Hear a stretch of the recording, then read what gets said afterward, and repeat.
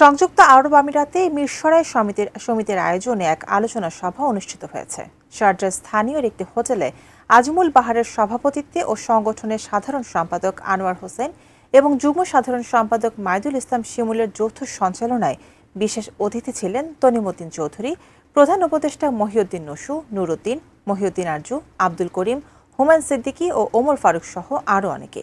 পরে মিরসরাই সমিতির 2025 ও 2026-এর 151 জনের নতুন কার্যকরী কমিটি ঘোষণা করা হয়।